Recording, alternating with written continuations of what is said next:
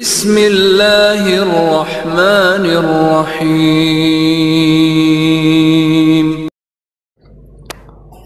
السلام علیکم ورحمۃ اللہ وبرکاتہ۔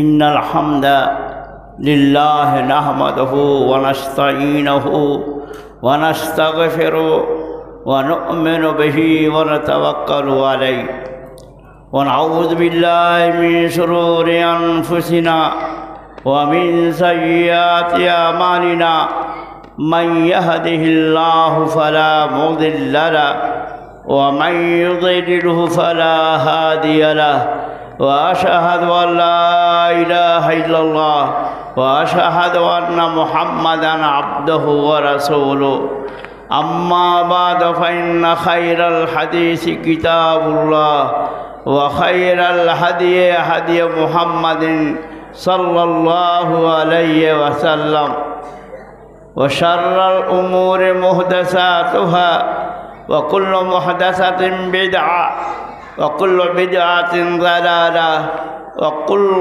ضلالة في النار. فقد قال الله تعالى في القرآن المجيد: أعوذ بالله من الشيطان الرجيم، بسم الله الرحمن الرحيم. وأطيعوا الله ورسوله ولا تنازعوا فتفشلوا وتذهب ريحكم. وقال تعالى في موضع آخر: يا أيها الذين آمنوا لا تقدموا بين يدي الله ورسوله بين يدي الله ورسوله واتقوا الله إن الله سميع عليم. يا أيها الذين آمنوا لا ترفعوا أصواتكم فوق صوت النبي ولا تجهروا لقول بعضهم بعض. وقال النبي صلى الله عليه وسلم: كل أمتي يدخلون الجنة. قيل من أبى؟ قال من أطاعني دخل الجنة ومن عصاني فقد أبى. محترم ناظم اجلاس اور اس کے کارکردہ فضیلت الشیخ مولانا حافظ الرحمن صاحب سلفی، استاد مدرسہ اسلامیہ انوار العلوم اور دیگر علماء کرام، میں نے ایک چھوٹی سی سورہ آپ کے سامنے اس کی ابتدائی آیتوں کو تلاوت کیا ہے اور ایک آیت سورہ حشر کی میں نے تلاوت کیا ہے. اسی کی روشنی میں مجھے عرض کرنا ہے. قبل اس کے کہ میں یہاں کے نوجوانان اہل حدیث کو مبارکباد پیش کروں کہ انہوں نے اپنی محنت اور جفاکشی کے ساتھ اس جلسے کو کامیاب بنایا. یہ جلسہ دینی جلسہ ہے، یہ دعوت فکر ہے، یہ ذکر اور فکر کی مجلس ہے. تو سب سے پہلے ہمیں اس ذکر کی مجلس فکر کی مجلس ہے اور اسے ہمیں پہلے سمجھنا ہوگا. مسلم کی ایک روایت ہے اور یہ روایت، یہ حدیث حضرت ابو ہریرہ رضی اللہ تعالیٰ عنہ سے مروی ہے اور حضرت ابو سعید خدری رضی اللہ عنہ سے مروی ہے. اور بیان فرماتے ہیں کہ اللہ کے رسول صلی اللہ علیہ وسلم نے ارشاد فرمایا: یقودون قوما यज़्कुरुल्लाह हफ़तहुमुल मलाइका व गशियतहुमुर रहमा व नज़लत अलैहिमुस सकीना व ज़करहुम इंदल्लाह व ज़करहुम फ़ीहि इंदल्लाह। रवाहु मुस्लिम। अल्लाह के रसूल सल्लल्लाहु अलैहि वसल्लम फरमाते हैं कि ये मजलिस जो आज मुनाक़िद की गई है, इसमें जो हजरात आए हैं, हमारे भाई बुज़ुर्ग और छोटे बड़े नौजवान जो लोग भी मस्जिद में आ चुके हैं, तो वो यकीन करें इस हदीस पर। उन्हें मालूम होना चाहिए कि हम किस मजलिस में यहाँ आए हैं। इसी तरह अगर हमारी माँ और बहनें भी आई हैं तो वो भी समझ लें कि हम इस मजलिस में आए हैं तो क्या वजह है और किस वजह से आए हैं।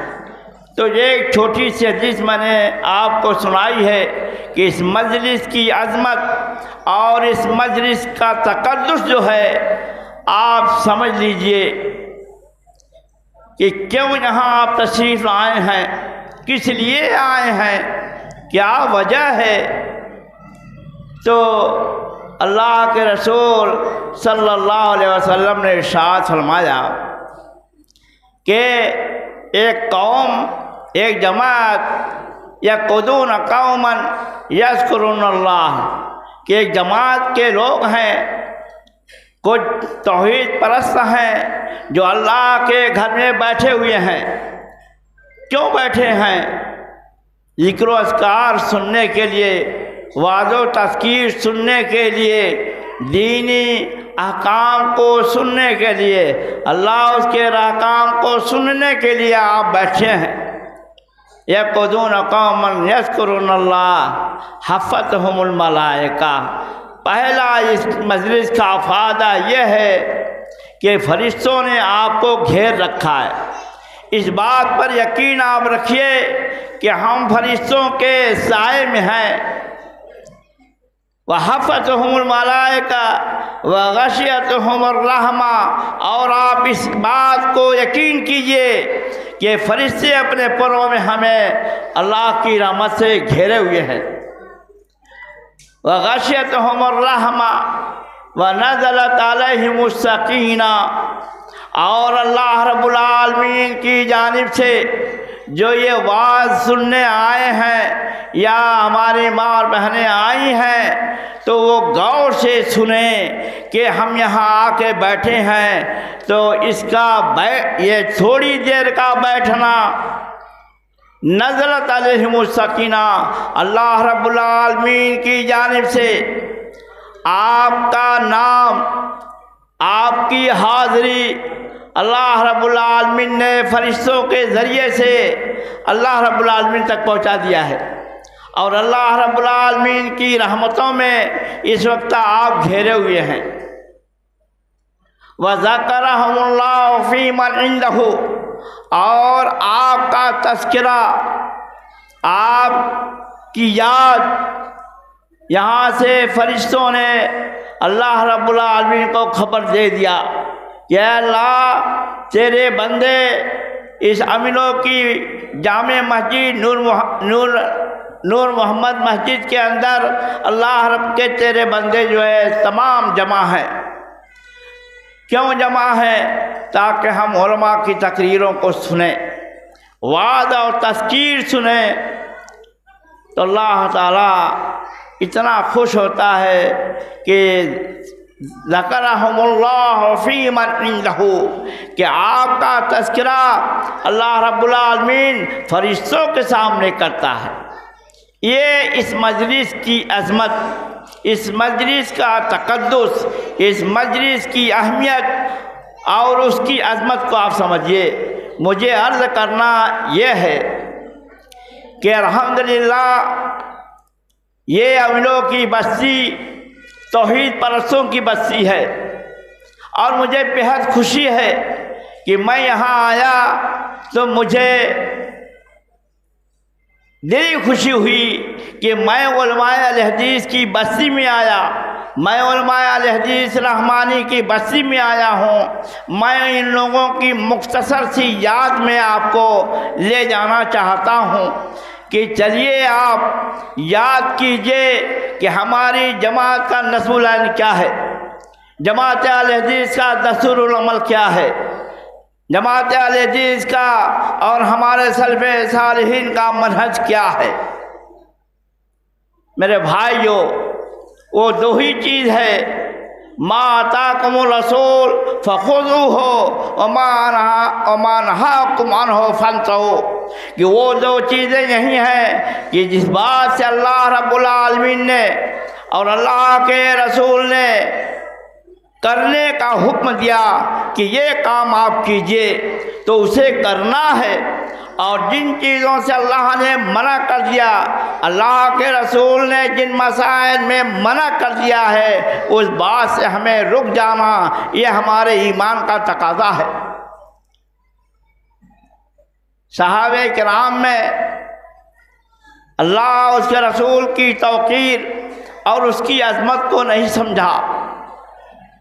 جو آیت کریمہ میں نے سورہ حجرات کی ابتدائی آیت تلاوت کی ہے، یہ سورہ حجرات جب نازل ہوئی تو اس وقت بنو تمیم کا ایک قافلہ آیا ہوا تھا، دربار رسالت میں حاضر ہوا اور کہا کہ ہم لوگ قبیلے بنو تمیم سے آئے ہیں۔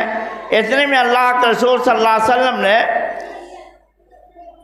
ایک معاملہ پیش کر دیا کہ دیکھو ایسا ہے کہ فلاں قبیلے میں جو ہے غزوے کے لیے، دینی پروگرام کے لیے اس کا امیر فلاں کو بنا دیا جائے۔ ابو بکر رضی اللہ تعالیٰ عنہ نے کہا کہ اللہ کے رسول، میری رائے ہے کہ قعقاع بن معبد کو بنا دیا جائے۔ اتنے میں حضرت عمر رضی اللہ تعالیٰ عنہ کہتے ہیں کہ نہیں، اقرع بن حابس کو بنا دیا جائے۔ اب دونوں میں تھوڑی سی بات پر بحث ہو گئی، کچھ جو ہے بحث مباحثہ ہونے لگا۔ یہ بات اللہ رب العالمین کو نبی اکرم صلی اللہ علیہ وسلم کے سامنے بحث کرنا یہ عزت و احترام کے خلاف تھا، اللہ کے رسول کی عظمت کے خلاف تھا۔ فوراً اللہ رب العالمین نے آیت کریمہ نازل فرمائی۔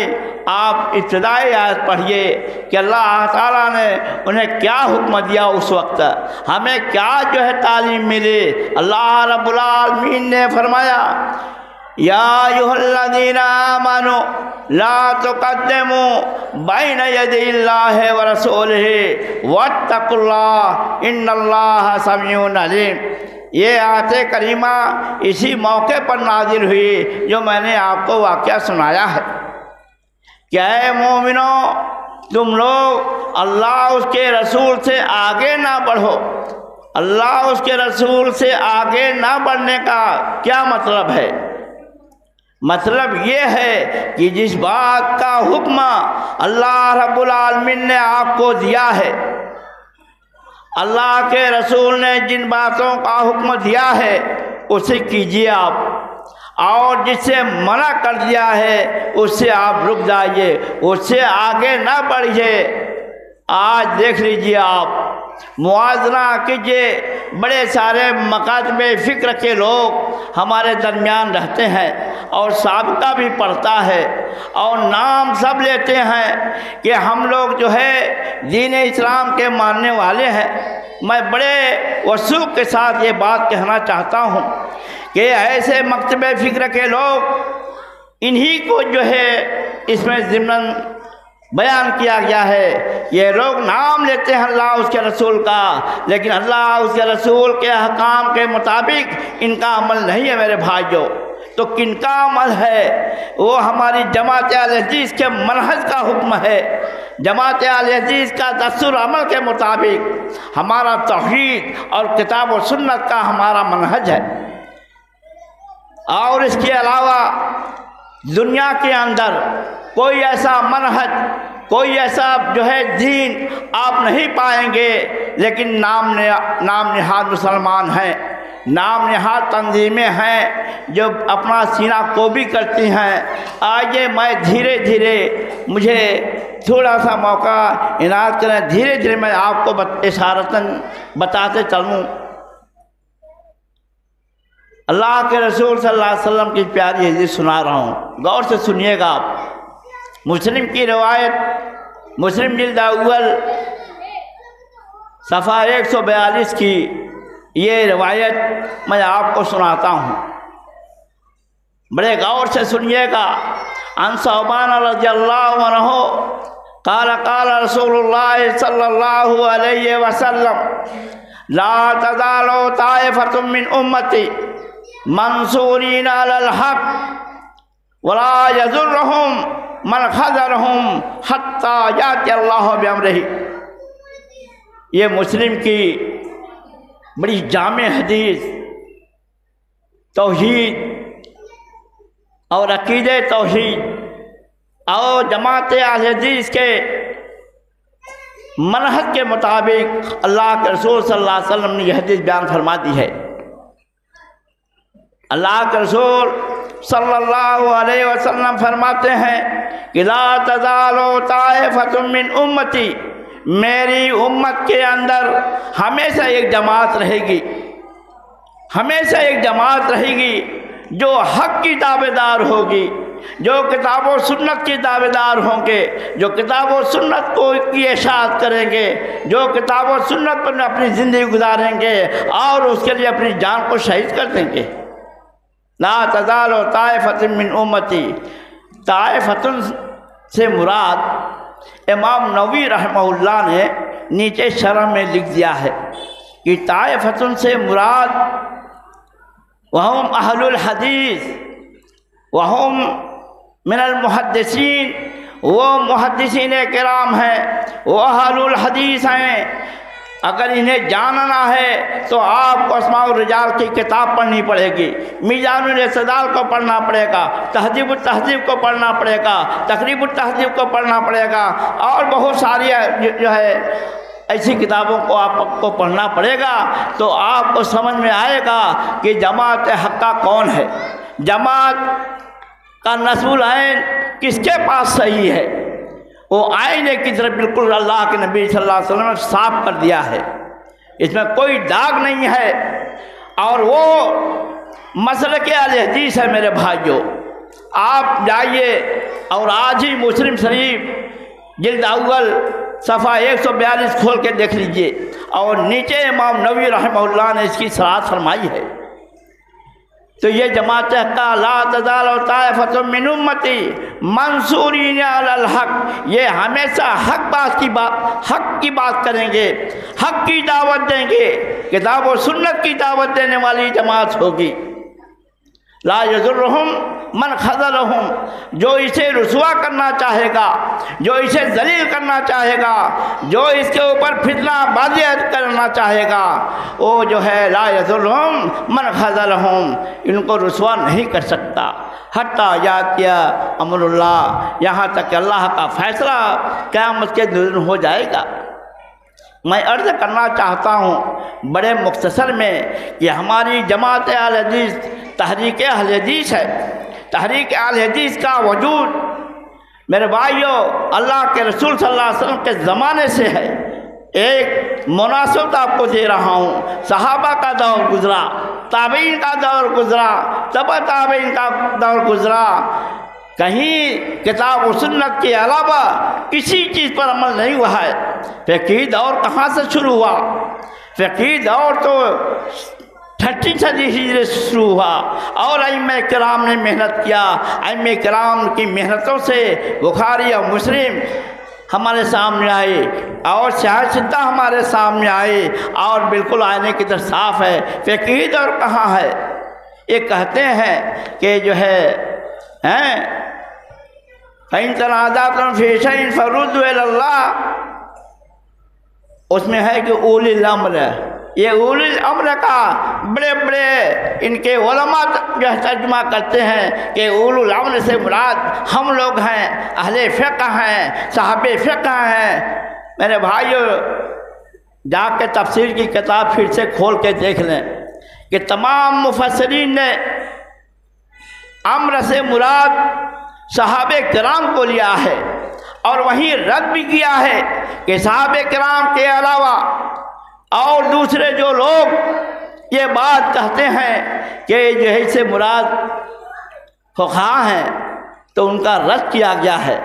اس لیے میں کہنا چاہتا ہوں کہ اللہ رب العالمین کا فضل ہے کہ ابتدائی اسلام سے برابر جو ہے اس تحریک کا سلسلہ جڑا رہا۔ ہندوستان میں کیسے اسلام آیا، ہندوستان میں تحریک حدیث کیسے پھیلی، آپ کو یاد دلانا چاہتا ہوں۔ آپ کے گھر کا یہ سبق ہے، آپ کے یہ آنگن کا سبق ہے، میں ابھی آپ کو واضح کروں گا، لیکن آئیے ابتدا میں چلیے، آپ پہلے دور کی طرف چلیے کہ جب اسلام یہاں آیا تو وہ مالابار سے آیا۔ مالابار، سندھ اور ملتان کے علاقے سے ہمارے صحابہ کرام آئے، ہندوستان میں تجارت کے سلسلے میں آئے، اور اسی میں تابعین شیخ محمد صبی بن ربیع آئے، اور انہوں نے کتاب و سنت کی دعوت کو عام کیا۔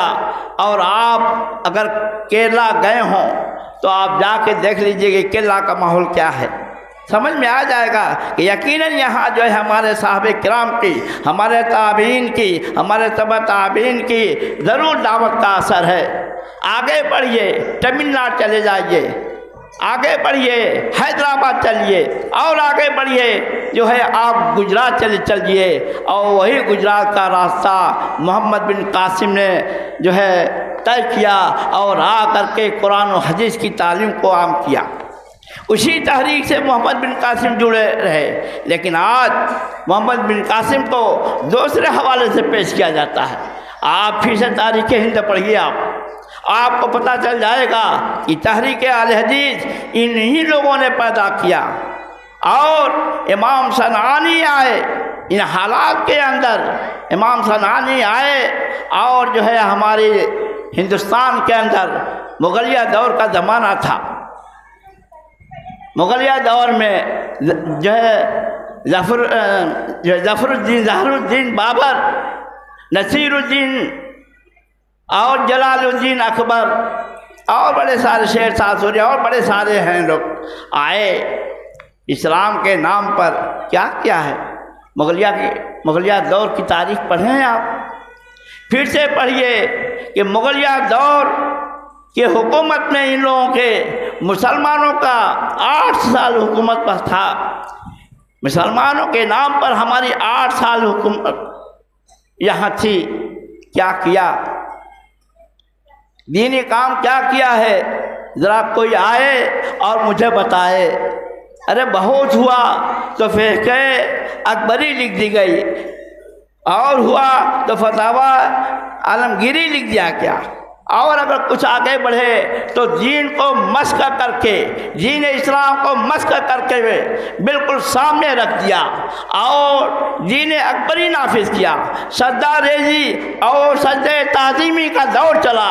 ان کے درباری علماء، میں بہت صاف کہنا چاہتا ہوں کہ ان کے درباری علماء ان کی سجدہ ریزی کرنے لگے، اور ان کے وزراء درباری حکم کے مطابق کام کرتے تھے، دین کا ایک کام نہیں ہوا۔ میرے بھائیوں، میں وقت ہوتا تو بڑی صراحت کے ساتھ، دلیل کے ساتھ واضح کرتا، لیکن بہرحال مجھے بڑے کم وقت میں بتانا یہ ہے کہ جب یہ آگے معاملہ بڑھا اور دین اکبری قائم ہوگی، میرے بھائیوں ہمارے علماء تھے جس میں اللہ رب العالمین نے شاہ ولی اللہ رحمہ اللہ کو پیدا کیا۔ شاہ ولی اللہ رحمہ اللہ نے اسی زمانے میں جہاں ان کی حکومت تھی، جہاں ان کا دار دورہ تھا، وہیں پر جو ہے قرآن مجید کا نام لینا گناہ تھا، قرآن مجید کا نام لینا گناہ تھا، حدیث تو دور کی بات ہے۔ شاہ ولی اللہ رحمہ اللہ نے اپنی ہمت اور جسارت سے قرآن مجید کا فارسی میں ترجمہ کیا۔ یہی ہمارے لوگ ہیں غور سے سنیے گا، یہی درباری علماء ہیں، مغلیہ دور کے ہیں، کہ جب شاہ ولی اللہ رحمہ اللہ نے جامع مسجد کے اندر گئے، درس دینے کے لیے گئے، تو 200 علماء سو 200 علماء سو ان کے جان کے لالے پڑ گئے اور ان کو دوسرے دروازے سے ہٹایا گیا۔ اس کے بعد ان کے ہاتھ کاٹنے کا فیصلہ کر دیا، پیر کاٹنے کا فیصلہ کر دیا۔ اس طریقے سے یہ دین کے نام پر، دین کے مخالف سے میرے بھائیوں، اب تاریخ پڑھیے۔ اور ہمارے عالم مولانا اسماعیل صاحب گجرانوالہ کی کتاب تحریک اہل حدیث اور فکر ولی اللہ پڑھیے آپ، تو پورا جو ہے آپ کو خاکہ مل جائے گا۔ میں حوالہ دیتا ہوں اس لیے تاکہ آپ پڑھیں۔ آگے بڑھیے، اکبر کے دین کا معاملہ شروع ہو گیا اور دین ختم ہو گیا، نام کا دین باقی رہا۔ یہ ذبیحہ غیر اللہ کے نام پر بھی کرتے تھے، آپ کو معلوم ہے، اور ختنہ کو گناہ سمجھتے تھے، اور میں کیا تفصیل کروں، رسم و رواج کو اس قدر بڑھا دیا اور خرافات اور بدعات کو اتنا بڑھا دیا، اور میلے اور ٹھیلے تمام عام ہو گئے میرے بھائیوں۔ ہمارے علماء اٹھے، علماء اہل حدیث اٹھے سرزمین سے، اسی دلی کے اندر سید نذیر حسین صاحب محدث دہلوی رحمہ اللہ، ہمارا مدرسہ دارالحدیث رحمانیہ دہلی، شیخ ٹائم بتا دیجیے گا، ہو گیا؟ اچھا، تو آپ یاد رکھیے کہ جو ہے دلی کے اندر پورے ہندوستان میں آگ لگ گئی۔ سکھ حضرات اور انگریزوں نے مل کر کے مسلمانوں کو وہ توبالا کیا کہ خون کی نالیاں بہتی تھیں، کشمیر سے لے کر کے بنگال تک ہماری ٹرینیں خون سے لہو لہون ہو کے جاتی تھی۔ نقصان اگر ہوا سب سے زیادہ تو ہماری جماعت کا ہوا۔ آگے بڑھیے آپ، انگریزوں کی سیاست کا دور آپ جا کے پڑھیے، انہی کی سیاست کا ایک جملہ میں نقل کر رہا ہوں کہ ان لوگوں کی سیاست تھی کہ مسلمانوں کو اس طرح سے اختلاف پیدا کر دیا جائے کہ یہ لوگ اسی میں مر مٹ جائیں۔ چنانچہ انگریزوں نے مرزا حمی میں سے دیوبندی تھا مرزا غلام محمد قادیانی، اس نے نبوت کا دعویٰ کیا۔ میں پوچھنا چاہتا ہوں ان لوگوں سے کہ مرزا غلام محمد قادیانی نے نبوت کا دعویٰ کیا تو کون اس کے حل کے لیے آیا سامنے؟ کوئی نہیں آیا میرے بھائیوں۔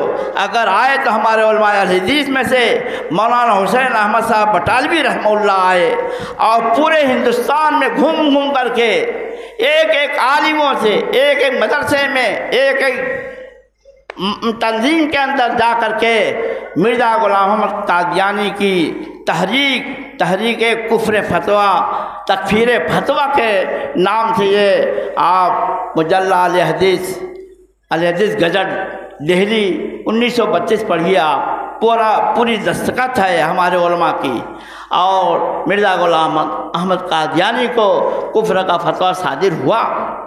اور پھر آگے بڑھے تو اس سے مناظرے اور مباحثے ہوئے، اور آگے بڑھیے ان انگریزوں نے اور سکھوں نے اور ہمارے مسلمانوں کے درمیان آریہ سماجیوں کو کھڑا کیا۔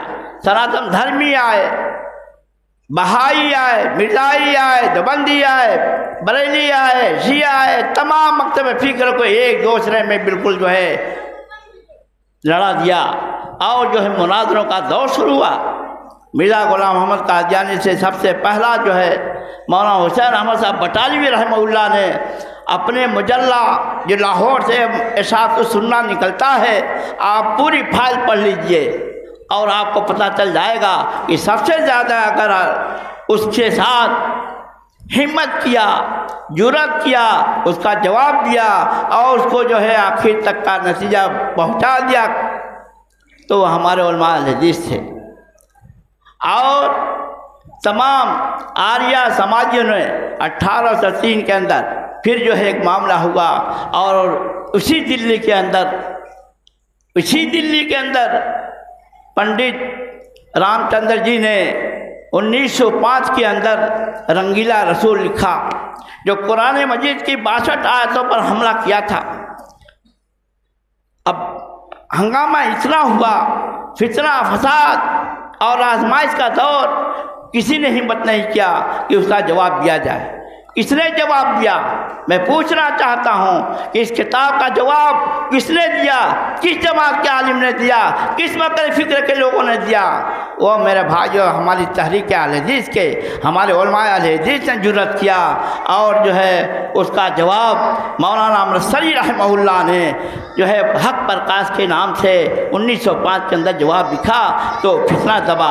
ہمارا دارالحدیث رحمانیہ تھا اس وقت، انگریزوں کا جب دور اور آگے بڑھا، ہمارا دارالحدیث رحمانیہ، جہاں سے ہمارے علماء اہل حدیث رحمانی پورے دنیا کے اندر پھیلے، پورے ہندوستان کی گلی کوچوں میں پھیلے، اور دعوت توحید کا سلسلہ عام ہوا، تو یہ توحید پرستوں کی جماعت ہاتھ آئی۔ میرے بھائیوں، میں بنگال کے علماء کی بات کر رہا ہوں، بہار کے علماء کی بات کر رہا ہوں۔ علامہ عبدالعزیز صاحب رحیم آبادی نے اپنے گاؤں کے اندر گھوم کر کے ایک موچی بنانے والے کو بھی اہل حدیث بنایا۔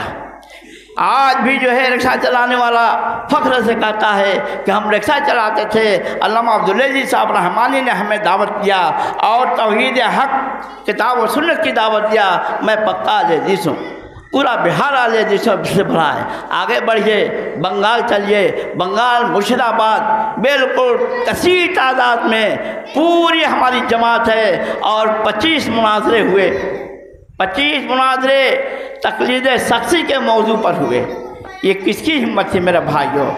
ایسے تو ہمارے بہت سارے علماء نے، مولانا عبدالوہاب صاحب صدی، مولانا محمد صاحب جناگڑھی، مولانا عبدالستار صاحب محدث دہلوی، مولانا ابراہیم صاحب میر سیالکوٹی، مولانا عبدالعزیز صاحب ملتانی، مولانا عبدالحق صاحب غزنوی، ان تمام علماء کی ایک بڑی ٹیم تیار ہوئی، اور پورے ملک کے اندر تحریک اہل حدیث کو واضح کر دیا اور منوایا کہ ہاں یہ تحریک اہل حدیث، یہ علماء اہل حدیث کی تاریخ ہے۔ اسی میں سے میں بات کاٹ رہا ہوں، اور مجھے اور بھی جو ہے پورے تسلسل سے بیان کرنا تھا، لیکن آئیے میں اس کی ایک کڑی آپ کے سامنے رکھتا ہوں۔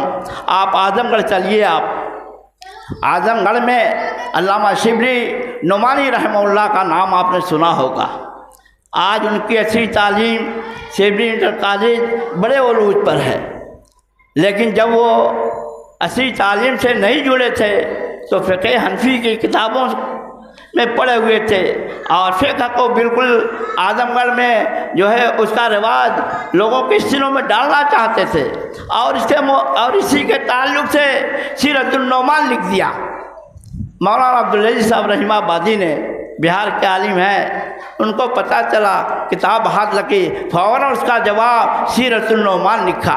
وہیں سے وہ بالکل ٹھنڈے پڑ گئے۔ پھر اب معاملہ آگے بڑھا، مولانا سلامت اللہ صاحب جہراج پوری، مولانا عبدالغفور صاحب جہراج پوری، مولانا مسرور الدین صاحب اعظمی جہراج پوری، اور مولانا عبداللہ صاحب اعظم گڑھی، مولانا اسحاق صاحب لہراوی، اور مولانا خلیل الرحمن صاحب اعظمی، یہ سارے علماء کی ٹیم تھے میرے بھائیوں۔ کس جرأت کے ساتھ اعظم گڑھ کے اندر کام کیا، کتنی ہمت تھی ان کو، اور جو ہے یہ مسائل جو آمین اور رفع الیدین وہ کہتے ہیں کہ ارے یہ جزئی مسئلہ ہے، یہ اس میں عمل کرو نہ کرو کوئی بات نہیں ہے۔ میرے بھائیوں کتنے غیرت مند تھے ہمارے علماء کہ اس پر مناظرہ کر کے علامہ شبلی کو وہ خاموش کیا، اور علامہ شبلی وہیں سے خاموش ہوئے تو لائن بدل دیا اور اصلی تعلیم میں آ گئے۔ بہرحال ابھی اور باتیں ہیں، اور آگے آئیے ادھر مبارک پور کی سرزمین، جب ہندوستان کے اندر کتابوں کا سلسلہ شروع ہوا، اب بڑے جو ہے اختلافی مسائل شروع ہوئے، اختلافی مسائل ہمارے خلاف لکھ کر کے آمیزہ کیا گیا، تو ہمارے علماء نے بھی تحریری جواب لکھا، اور پھر حدیثوں پر کام کیا۔ ہندوستان میں حدیثوں پر کام کرنے کی جرأت کسی کو نہیں تھی، اگر تھی تو شاہ ولی اللہ صاحب محدث دہلوی نے جو ہے اشاعت حدیث کا کام کیا، مولانا سید نذیر حسین صاحب محدث دہلوی نے یہ کام کیا، اور رحمانی علماء الحدیث نے یہ کام کیا کہ پورے ہندوستان کے اندر جا کر کے اہل حدیث کی اشاعت کیا۔ آج اسی کے کڑی آپ اپنے آنگن کو یاد کیجئے، مبارک پور کی سرزمین جہاں مولانا عبدالرحمن صاحب محدث مبارک پوری نے ترمذی کی شرح تحفۃ الاحوذی لکھا، مولانا عبداللہ صاحب رحمانی نے مشکات کی شرح میراث المفاتیح لکھا، مولانا عبدالصمد صاحب حسن آباد کے انہوں نے ان میں اس کی تصحیح کیا، اس میں اپنا ہاتھ بڑھایا، اس کی کتابت کیا، اور اس کے بعد مولانا ظفرالرحمن صاحب آج کے دور حاضر کے کہ پوری دنیا میں نام پیدا کیا۔ اور آگے بڑھئے تو مولانا آپ کے اس محلے کے مولانا نذیر صاحب آزاد رحمانی ہیں، مولانا نذیر احمد صاحب رحمانی ہیں، جن کا مدرسہ قائم کردہ مدرسہ اسلامیہ انوار العلوم آج بھی جو ہے اگرچہ ترقی نہیں کیا دور حاضر کے مطابق، مجھے بہت بہت افسوس ہے، لیکن بہرحال میں ادھر نہیں جانا چاہتا، بات کو ختم کرنا چاہتا ہوں اسی پر کہ ان لوگوں نے اور مولانا مطیع اللہ صاحب رحمانی یہ لوگ آئے پڑھ کے جب دارالحدیث رحمانیہ سے، تو ان کی فکر تھی کہ کچھ کام کیا جائے جہاں سے جماعت اہل حدیث اور مسلک اہل حدیث جو ہے آمیزہ ہو، اس کی اشاعت ہو۔ میرے بھائیوں، میں بیچ میں باتوں کو حذف کر دیا، میرے کہنے کا مقصد سمجھیے کہ اللہ رب العالمین نے جس دین کو اللہ کے نبی صلی اللہ علیہ وسلم سے کہا تھا حجۃ الوداع کے اندر کہ اے اللہ کے نبی آپ ان لوگوں کو بتا دیجئے کہ دنیا میں اور کوئی دستور العمل نہیں ہے، کوئی منہج نہیں ہے بجز جو ہے کتاب و سنت کے، ترکت فیکم امرین لن تضلوا ما تمسکتم بہما کتاب اللہ و سنت رسولی۔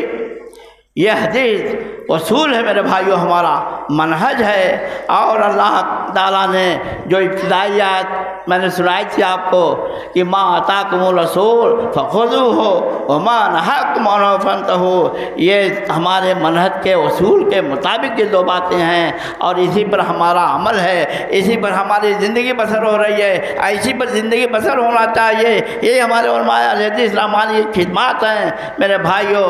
دل کی محبت سے آپ ان اداروں کو دیکھیے، دل کی محبت سے مساجد کو دیکھیے، دل کی محبت سے علماء الحدیث کو دیکھیے، علماء کی توقیر کیجئے، تب جو ہے جماعت آگے بڑھے گی۔ بہرحال میں جو ہے زیادہ باتیں ہو گئی ہیں، میں انہی باتوں کے ساتھ کچھ باتیں رہ گئی ہیں، تسلسل بھی رہ گیا ہے، معاف کیجئے گا، تسلسل اتنے کم وقت میں نہیں بیان کر سکتا، کبھی موقع ملا تو انشاءاللہ تحریک اہل حدیث کی تاریخ بالکل تسلسل سے آپ کو بتاؤں گا کہ کیسے ہندوستان میں جو ہے تحریک اہل حدیث ہوئی اور جماعت اہل حدیث کا وجود ہوا، اور جو ہے ہمارے علماء نے جو ہے یہ تحریک آگے بڑھائی، جہاد کی تحریک ہمارے علماء نے، علماء صادقون نے جو ہے، جس میں جو کالے پانی بھیجے گئے، شہید بالا کوٹ ہوئے، یہ کون لوگ تھے؟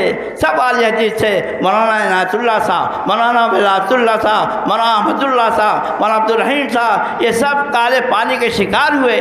آپ پڑھیے مولانا جعفر صاحب تھانیسری کی کتاب جو ہے کالا پانی پڑھیے آپ۔ بہرحال بات ہو گئی ہے، زیادہ ہو رہی ہے، اور میں سمجھتا ہوں کہ آپ بےتاب ہوں گے ہمارے مقرر خاص کی تقریر سننے کے لیے۔